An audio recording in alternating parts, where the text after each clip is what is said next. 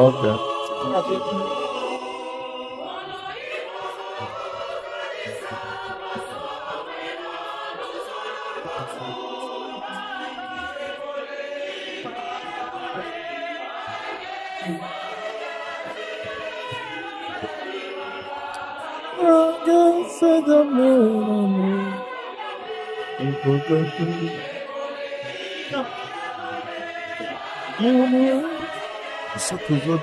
Tozoteya papa abongwa. Tozotola ye te, tozofinga ye te, tozotuka ye te. Mais papa po tozoteya ye po abongwa. Akota lingomba kala, misaleli na ye eza ya bandimi te. Baye nyonso misaleli na bango eza ya bandimi te, tokobanda koteya bango jusqu'à ce que bakobongwana.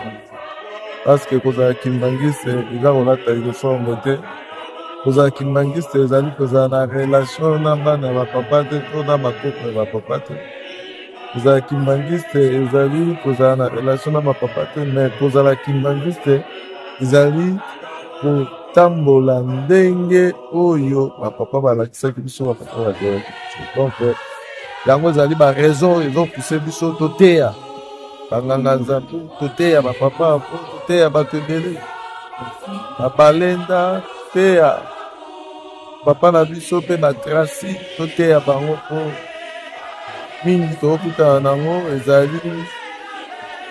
ezali tala oyo aza kotala ngai di wana alobi analyste spirituel alingi lisusu aloba ni mais oui tokoteya ata papa Tracy tokoteya ye bo yokanisi Tracy aoti kutu kokoma mondimi kala te ye nde aza mutu te aza na droit ya mateya te Tracy mpe akoteyama baémission ekoya tokomeka mpe koteya papa Tracy tozali koteya bapapa po tozali koteya babalenda boni toteya papa Tracy te tozali koteya bango nyonso oyo nyonso azali na bizaleli contraire ya doctrine na biso akoteyama.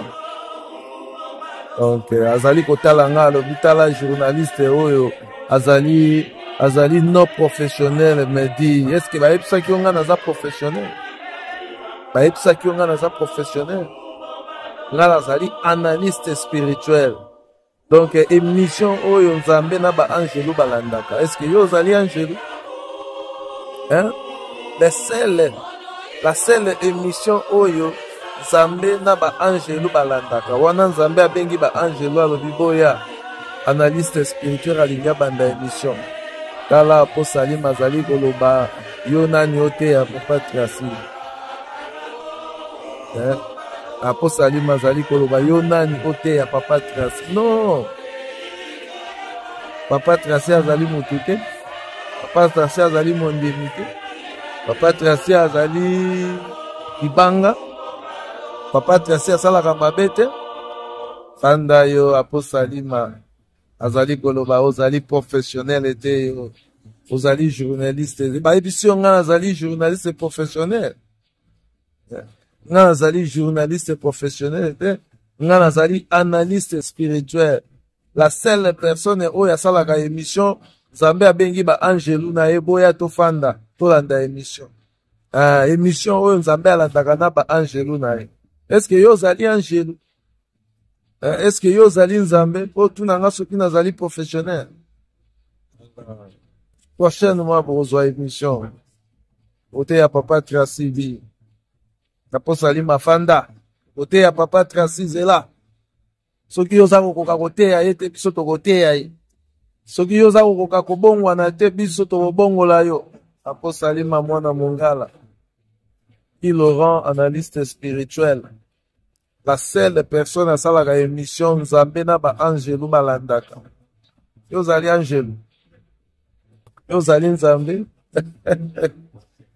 Semaine prochaine émission papa Tracy oteya ye parce que azali mwana na biso azali leki na biso azali papa na biso tokoteya ye kaka na ba oyo biso tokutanaka nango nde tokoteyela kambo na moto te sans frontières.